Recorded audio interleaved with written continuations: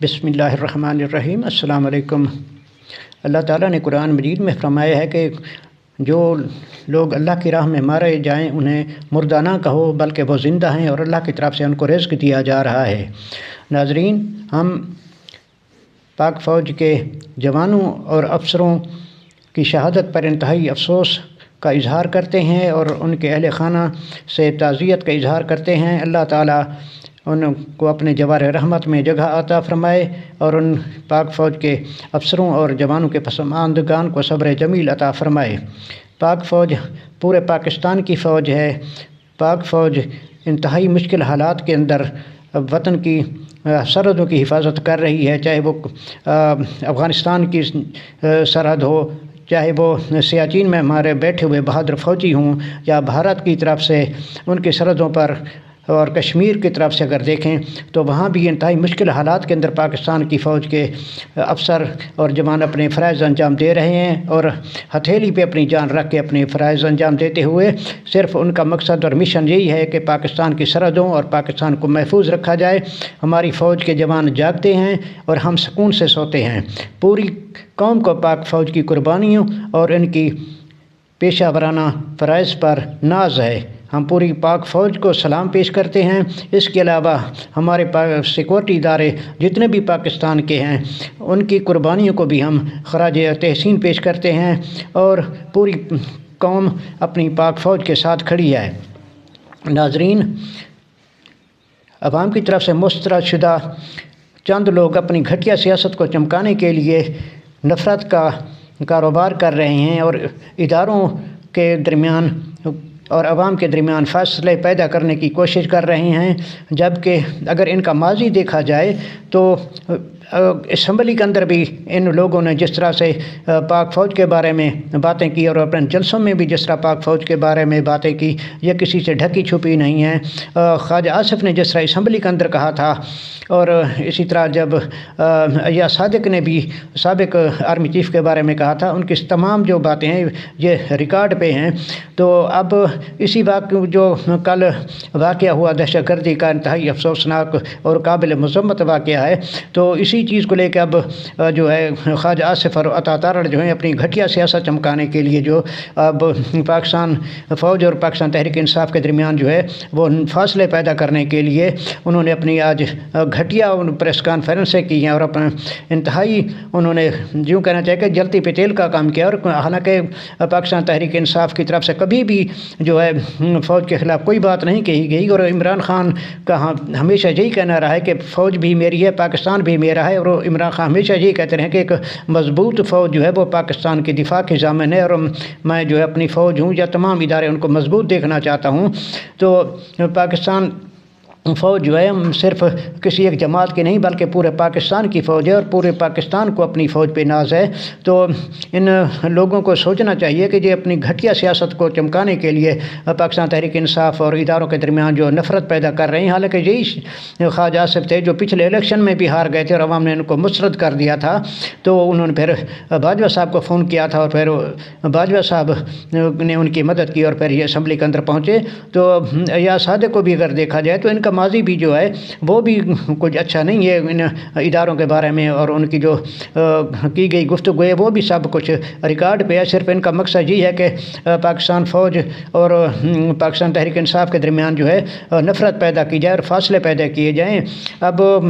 हालांकि इस मौके पे इनको इस तरह की गुफ्तगू नहीं करनी चाहिए थी। ये शहदा हैं जो पाकिस्तान के पूरी अवाम के शहदा हैं और उन्होंने पूरे पाकिस्तान के लिए अपनी जान की कुर्बानी दी है। तो पूरा पाकिस्तान इनकी कुर्बानी की कदर करता है और सलाम पेश करता है अपने पाक फ़ौज के शहदा को। और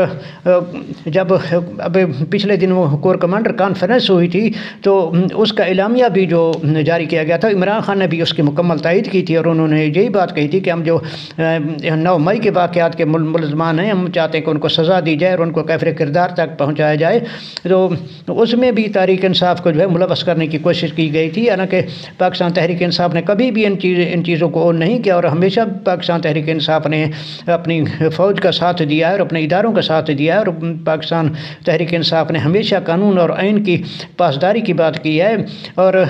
باہر بیٹھے ہوئے اگر دیکھیں تو کچھ جو صحافی ہیں جو پاک فوج کے خلاف بات کرتے ہیں، پاکستان تحریک انصاف نے ان کے ساتھ بھی لا تعلقی کا اظہار کیا ہے، اور پاکستان تحریک انصاف کی طرف سے یہ کہا گیا کہ پاکستان تحریک انصاف کا جو ہے ان لوگوں سے کوئی تعلق نہیں ہے۔ تو اب باہر بیٹھے ہوئے چند لوگ جو ہے اپنے جیلی اکاؤنٹس کے ذریعے جو ہے ایسے گمراہ کن پروپیگنڈا کر رہے ہیں، اور یہی ہمارے جو عوام کی طرف سے مسترد شدہ وزیر ہیں اب صرف اپنے سیاسی مقاصد کے لیے جو پاکستان تحریک انصاف پہ الزام لگا رہے ہیں۔ تو اب مطالبہ اس چیز کا کیا جا رہا ہے کہ جو اکاؤنٹنٹ کی تحقیقات کی جائے۔ تو اب یہ سوال یہ پیدا ہوتا ہے کہ اب جو تحقیقات کرنے والے جو ادارے ہیں وہ بھی تو اب اسی حکومت کے زیر اثر ہیں، تو ظاہر سی بات ہے کہ ان تحقیقات کو شفاف ہونے پہ بھی ایک بہت بڑا سوال نشان ہوگا کہ ان کے ذریعے سے کی جانے والی تحقیقات جو ہے وہ کیا واقعی صحیح ہوگی اور قانون کے تقاضوں کے مطابق ہوگی۔ عطاء اللہ طارڑ جو ہے لاہور سے بھی ہار گئے تھے، اور جس طرح الیکشن کمپین کے دوران بھی ان کے دفتر سے جو مشینیں بھی برآمد ہوئی تھی اور نوٹ بھی برآمد ہوئے تھے کہ وہ نوٹوں کے ذریعے ووٹ خرید رہے تھے۔ تو اب خواجہ آصف کا دیکھیں وہ بھی ہار گئے تھے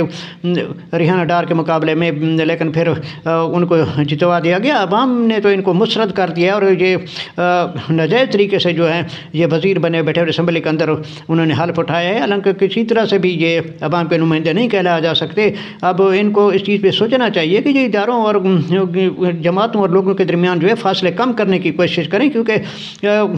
پاکستان نے بھی انشاءاللہ قیامت تک قائم رہنا ہے، اور پاکستان کی فوج بھی قیامت تک قائم رہے گی انشاءاللہ۔ تو یہ سیاست تو آنی جانی چیز ہے، لیکن اصل چیز جو ہے پاکستان ہے اور پاکستان کے ادارے ہیں۔ لیکن کچھ لوگ اپنے ذاتی مفاد کے لیے ان اداروں اور پاکستان کے جو اہم اساس ہیں ان کو متنازع بنانے کی کوشش کر رہے ہیں۔ یہ کسی طرح سے بھی جو ہے یہ کوشش کامیاب نہیں ہوگی، اور ان کا ایسا جو بیان جاری کرنا انتہائی قابل مذمت ہے، اور ہر سطح پہ اس چیز کی مذمت کی جانی چاہیے۔ اور آج اسد قیصر نے بھی اسی چیز کا اظہار کیا ہے، انہوں نے کہا کہ ہمارا پاکستان کی فوج کے ساتھ کوئی جھگڑا نہیں ہے، ہم پاکستان فوج کی قدر کرتے ہیں، اور پاکستان فوج کے شہداء جو ہیں ہم ان کے مقروض ہیں۔ تو پاکستان تحریک انصاف ہمیشہ سے اس چیز کی قائل رہی ہے، اور ان کا یہی پالیسی رہی ہے کہ جو ہماری فوج ہے یہ پاکستان کی سرحدوں کی محافظ ہے، اور ہمیشہ پاکستان کی فوج نے پاکستان کی سرحدوں کا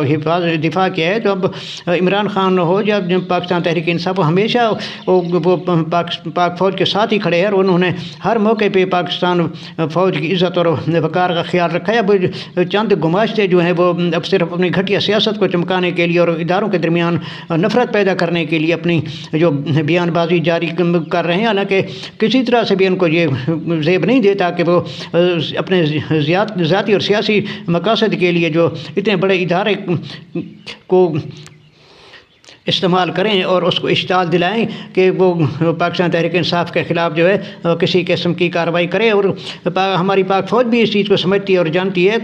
کہ جو یہ سیاستدان ہیں صرف اپنے مقاصد کے لیے اپنی گھٹیا سیاست کو قائم رکھنے کے لیے جو ایسی کانفرنس ایسے بیانات دے رہے ہیں، اور پاکستان تحریک انصاف ہمیشہ ان بیانات اور ایسی باتوں کی ہمیشہ سختی سے مخالفت کرتی رہی، اور آئندہ بھی پاک فوج کے خلاف کی جانے والی ہر کوشش کی پاکستان تحریک انصاف ہمیشہ مخالفت کرے گی۔ ہر محب وطن پاکستانی چاہتا ہے کہ پاکستان تحریک انصاف اور اداروں کے درمیان جو غلط فہمی ہیں ان کو دور کیا جائے، اور سب مل بیٹھ کے ایک لاہ عمل طے کریں، اور سب مل کے پاکستان کی ترقی، خوشحالی اور عوام کے بھلائی کے لیے جو ہے مل بیٹھ کے ایک منصوبے اور ایک پروگرام پہ متفق ہو جائیں، اور تمام جو تلخیاں رنجشیں ہیں ان کو ختم کیا جائے، تاکہ ملک جو ہے وہ آگے کی طرف بڑھے، بجائے کہ نئے مسائل پیدا کیے جائیں اور نئے بحران پیدا کیے جائیں۔ تو سب اس چیز میں اپنا حصہ ڈالیں اور مل بیٹھ کر ان تمام اختلافات اور غلط فہمیوں کو دور کریں۔ عمران خان کی ہمیشہ سے کوشش رہی ہے کہ ملک کے اندر مفاہمت اور ہم آہنگی کو فروغ دیا جائے۔ اب اسی چیز کو لے کر 9 مئی کے واقعے کے بعد جو پاکستان تحریک انصاف کے رہنما پاکستان تحریک انصاف کو چھوڑ کر چلے گئے تھے، تو اب عمران خان کی طرف سے ان کو جو ہے گرین سگنل دیا گیا ہے کہ وہ اب اس چیز پہ غور کیا جا رہا ہے کہ بعض حالات کی مجبوریوں کی وجہ سے ان کو جو مشکلات پیش آئیں، اب عمران خان ان رہنماؤں کو اپنی جماعت میں واپس لینے کے بارے میں سوچ رہے ہیں۔ ان میں فواد چودھری، اسد عمر، ملکہ بخاری اور دوسرے کئی رہنما ہیں۔ تو اب اس چیز پہ سنجیدگی سے غور کیا جا رہا ہے کہ ان کو جو ہے پاکستان تحریک انصاف کے اندر دوبارہ سے شامل کیا جائے۔ اور اب پاکستان عوامی مسلم لیگ کے شیخ رشید احمد جو ہیں وہ بھی پاکستان تحریک انصاف کے اتحادی رہے ہیں، اور اب ظاہر سی بات ہے جب دوسروں کے لیے عمران خان جو گنجائش پیدا کر رہے ہیں، تو اب ظاہر سی بات ہے اب شیخ رشید صاحب کے لیے بھی جو عمران خان نرم گوشہ رکھیں گے اور ان کو بھی دوبارہ سے اپنے اتحاد کے اندر شامل کیا جائے گا۔ عمران خان کے ہمیشہ سے یہی پالیسی رہی کہ ملک کے اندر ایک امن، سکون اور محبت کی جو فضا قائم کی جائے اور ملک کو آگے کی طرف بڑھایا جائے، بجائے اس کے کہ پرانے مسائل اور پرانے ایشوز اور لڑائی جھگڑوں کو فروغ دینے اور بڑھانے کے۔ تو وہ یہی چاہتے ہیں کہ ایک ملک کے اندر جو ایک رائے عامہ اور ایک کنسنسس پیدا کیا جائے اور ملک کے جو مسائل ہیں ان کو حل کرنے کی طرف جو ہے قدم بڑھایا جائے۔ اب انہی چیزوں کو لے کر پاکستان تحریک انصاف جو ہے وہ سوچ رہی ہے۔ اب علی امین گنڈا پور کی جو عمران خان کے ساتھ ملاقات ہوئی، اس کے اندر بھی یہی ڈسکس کیا گیا کہ جو خیبر پختونخوا کے مسائل ہیں، عوام کے مسائل ہیں، ان کو جو ہے حل کرنے کے لیے حکومت کے ساتھ مل بیٹھ کے جو ہے وہ بات چیت کی جائے، اور اسے شہباز شریف صاحب کے ساتھ رابطہ رکھنے اور ان کے ساتھ خیبر پختونخوا کے مسائل حل کرانے کے لیے جو ہے عمران خان نے خیبر پختونخوا کے وزیر اعلیٰ کو بھی یہی گائیڈ لائن دی ہے کہ اپنے شہباز شریف کے ساتھ کام کرنا ہے، ان کے ساتھ تعاون کرنا ہے، ان کے ساتھ جو ہے اپنے رابطہ رکھنا ہے، تاکہ خیبر پختونخوا کے جو مسائل ہیں، جو حقوق ہیں، ان کے حصول کے لیے آپ ہر طرح سے کوشش کریں۔ تو اب عمران خان یہی چاہتے ہیں کہ ملک کے اندر جو ایک سازگار فضا پیدا کی جائے اور جو رنجشیں اور جو ناراضگیاں ہیں وہ ذاتی سیاست کے بجائے ملک مفاد کے لیے سوچا جائے۔ اب کیونکہ سیاست تو ہوتی رہے گی اور سب سے پہلے جو ہے ملک ہے اور پاکستان کی عوام ہے، تو اب پاکستان تحریک انصاف اس چیز پہ چل رہی ہے کہ ایک ملک کے اندر جو ہے بہتر ایک سیاسی فضا جو ہے وہ سازگار فضا پیدا کی جائے اور ہر قسم کی جو رنجشیں، تلخیاں ہیں، تو ان کو ختم کیا جائے۔ تو اب ظاہر سی بات ہے حکومت پہ زیادہ ذمہ داری عائد ہوتی ہے کہ وہ ایسے جلتی پہ تیل ڈالنے کے بجائے سیاسی درجہ حرارت کو کم کرنے کی کوشش کرے، اور اس پہ زیادہ ذمہ داری عائد ہوتی ہے کہ اگر ملک کے اندر سکون ہوگا اور ادارے جو اپنے بہتر انداز میں کام کریں گے تو اس سے عوام کے مسائل بھی حل ہوں گے اور باہر کی دنیا کے اندر جو ہے اچھا پیغام جائے گا اور باہر سے سرمایہ کاری بھی ہوگی اور عوام کے مسائل جو ہیں وہ حل ہوں گے۔ تو ظاہر سی بات ہے نفرتیں پھیلانے سے ملک کا کوئی فائدہ نہیں ہوگا۔ البتہ چند دنوں کے لیے آپ کی سیاست تو چمک سکتی ہے، لیکن اس کے لیے جو پاکستان کا جو مستقبل ہے وہ داؤ پہ لگ جائے گا۔ تو ان چیزوں اور ان باتوں کو جو ہے حکومت کو بھی سوچنا اور غور کرنا چاہیے کہ ان اداروں کو اور متنازع نہ بنائے، کیونکہ یہ ادارے جو ہیں پورے ملک کے ادارے ہیں اور پورے عوام کے ادارے ہیں۔ انشاءاللہ یہ ادارے قائم رہیں گے اور مزید ترقی کریں گے۔ جس طرح پی ڈی ایم کی پچھلی حکومت تھی یا اس کے بعد نگران حکومت تھی،